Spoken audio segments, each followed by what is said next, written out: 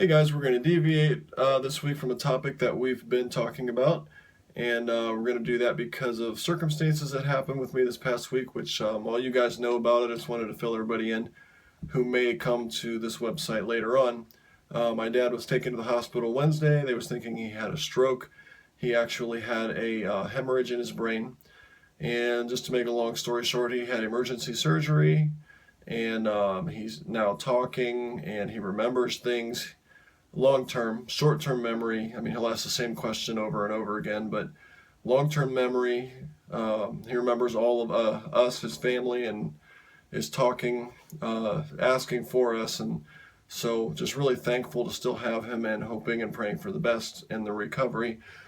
Um, but I just wanted to deviate from our normal topic just to talk a little bit about these types of situations that come into our lives, and a lot of people will call them wake-up calls. And I, that's a good term, and I also like the term moments of clarity, meaning they're the moments where life gets real, where we stop and really think about things, think about our priorities, think of the things, the little things that bother us that we make such a big deal about. We don't worry about those things anymore.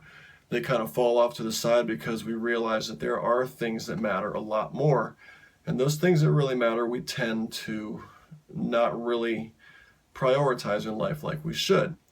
You know, relationships with our families, um, and just our general priorities in life, and of course, God as well. Um, uh, the Bible teaches that Jesus needs to be our number one priority. And when these times, these moments of clarity come, we're very quick to get on our knees and to pray and to ask God for help and to thank Him. And a lot of us, even in when times are good, we do that too, but some of us don't. And I like to call these times moments of clarity because we see what really should be. So it's an opportunity to realize that I need to be on my knees thanking God and asking for His help and seeking relationship with Him when times are good as well as when times are bad. And so these moments, I think, although they're difficult, they're gifts from God, because what really matters is eternity, and what really matters is following hard after Jesus.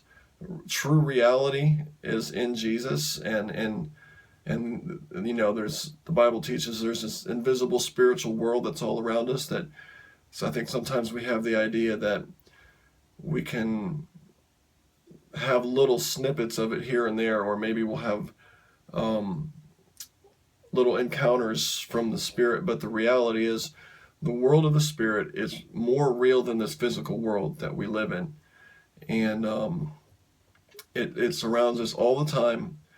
God is always present, everywhere present. There's no time, no space where He is not, and there's no time or space where He is not speaking and calling to us. And He speaks through His Word, and He speaks to us through prayer, which is, you know, getting back to the practical things that we're talking about, through other people, fellowship with other people, and and those practical things, they're just vehicles to get to the reality of God, which is we're going to talk more deeply about connecting with God, and the reality of the pursuit of the heart of God as we progress. So these things we've been talking about are just practical things to get to where we really need to be as Christians, as followers of Jesus. But at any rate, I just wanted to share a little bit. I guess the main point of what I want to say, all of us are going to have moments of clarity in our future, wake-up calls, opportunities to prioritize our lives, but we don't have to wait for those moments to shock us into reality, to shock us into what's really important.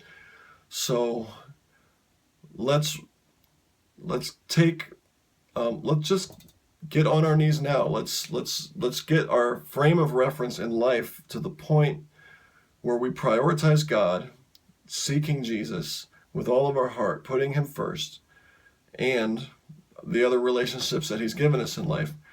Why don't we just prioritize those things now instead of waiting until our world is rocked, and then we want to turn to God and get our other relationships right.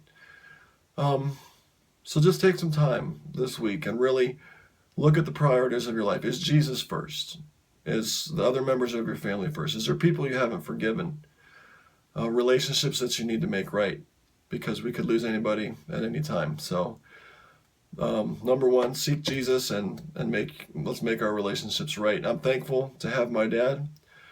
Not sure what personality deficits are going to be there. I'm hoping that he's not a completely different person, but as time goes on, we'll discover that. But as I said, he knows us. He looked at me today and asked me how I was doing, smiled at me, and so I was really happy about that. And I'm going to be sure to prioritize him and my mom and all my other family, and make sure that I'm really prioritizing them as I should, because I'm taking advantage of this moment of clarity as well. So I'm being long-winded, but you guys get the point. Just wanted to share from my heart. So thanks, and I'll talk to you next week. Bye-bye.